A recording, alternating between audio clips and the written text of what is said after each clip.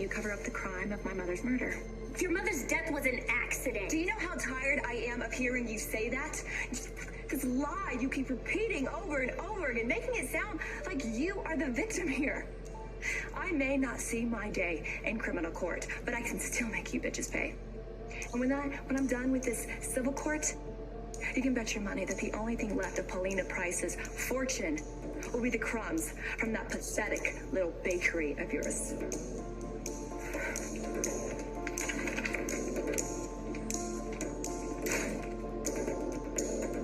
So Alex turned off Stephanie's phone because he was afraid I was going to interrupt their romantic evening together? And it was not a cool thing of him to do. And in fact, it was a very selfish thing to do, but he had no idea you were calling about Kayla. Yeah, but so your brother can't handle my friendship with Stephanie, so she doesn't get to see her mom before she died? Yeah, and he feels terrible He about should it. feel terrible about it. She's been torturing herself because she didn't get to say goodbye to her mother before she died. And she's in agony because she could have been there, and she wasn't. Chad, like I said, Because your brother was afraid I was going to interrupt his latest conquest? he didn't know what you were calling about. I don't care. It wasn't his place to turn off her phone. And now I have to be the one to break her heart. Chad, you don't have to do that. Why? Give me one reason not to. Because Alex is already telling Stephanie himself. Steph, if I had any idea why Chad was calling you. It doesn't matter why he was calling. You had no right to turn off my phone.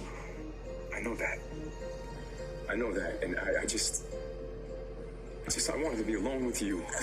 Yeah, well, you got your wish.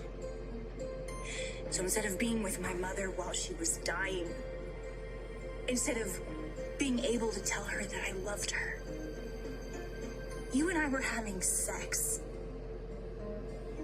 Do you have any idea how disgusted that makes me feel?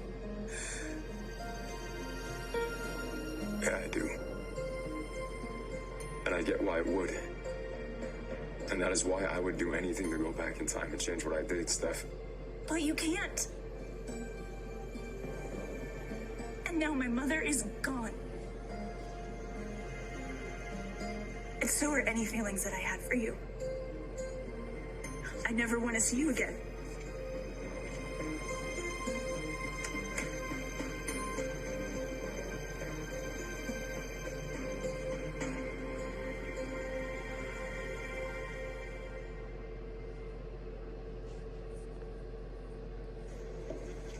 Leo Stark living under the same roof as your husband?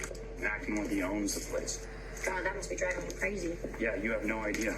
He's like he's a parasite that leached onto Sonny's goodwill. He actually convinced him that he's a changed person. I take it you don't believe that. No, not for a second. People like Leo don't change. They just become more adept at being devious and figuring out ways to prey on their victims.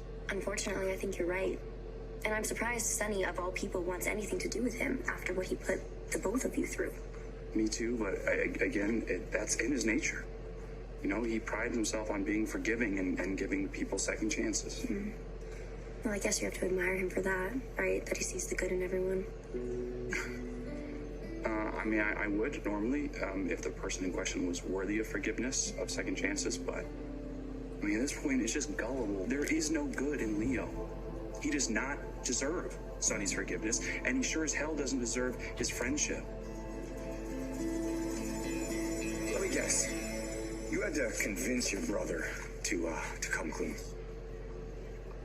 I may have strongly suggested it, sure, but then he agreed. Wow, very big of him. He's not a bad guy, Chad. He messed up and he wants to make amends. You know the expression, timing is everything?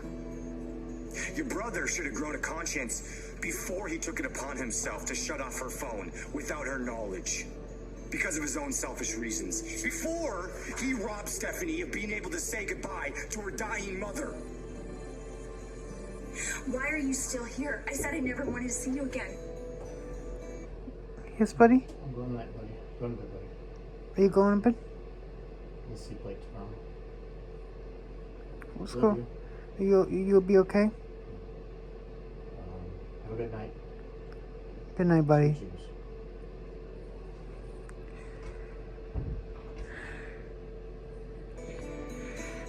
Steph, come on. You don't mean